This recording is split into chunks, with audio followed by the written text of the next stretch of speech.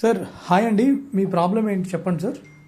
గత కొన్ని మంత్స్ నుంచి అది బ్రష్ దగ్గర పెయిన్ వస్తుందండి అండ్ ఫింగర్స్ వీక్నెస్ ఉన్నాయి. ఫింగర్స్ థంబ్ అండ్ 3 ఫింగర్స్లో తిమ్మిర్లు ఉన్నాయి, మొద్దు వారిపోయినట్లుగా ఉన్నాయి అండ్ ప్రాపర్గా క్లోజ్ చేయలేకపోతున్నాను అండ్ చిన్న చిన్న వర్క్స్ కూడా ఇబ్బందిగా ఉంది. అండ్ అలాగే ఇక్కడ రింగ్ ఫింగర్ దగ్గర నాకు మార్నింగ్ ఇలా పైకి ఇలా స్ట్రక్ అయినట్లా ఉంటుంది ఫింగర్, అది ఓపెన్ చేయాలంటే చాలా ప్రాబ్లంగా ఉంది. సో విన్నారు కదా ఫ్రెండ్స్, నేను కూడా సార్ని ఎగ్జామిన్ చేయడం జరిగింది. So he's Durkan's test positive, Phalen's test positive, nerve conduction studies was suggesting carpal tunnel syndrome.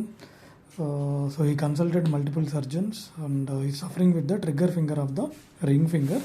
So you can see the high resolution ultrasound report also. He has got a carpal tunnel syndrome and tenosynovitis, trigger finger.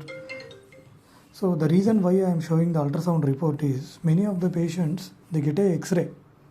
Yes. So and X-ray will be normal, then they will ask, sir, X-ray normal undi ani.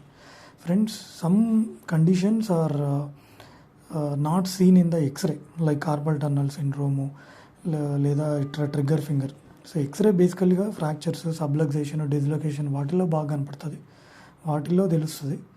X ray అక్కడ ఉపయోగం. మనకి ఎప్పుడైనా carpal tunnel syndrome లేదా trigger finger ఇలాంటి వాటికి ఏంటంటే we use ultrasound.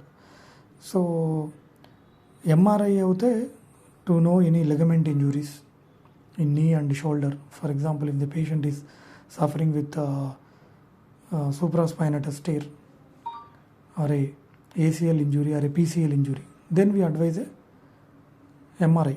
That is better than the ultrasound అనమాట. ఓకేనా? ఓకే కదా సార్, అర్థమైంది కదా? అర్థమైంది సార్. Thank you sir.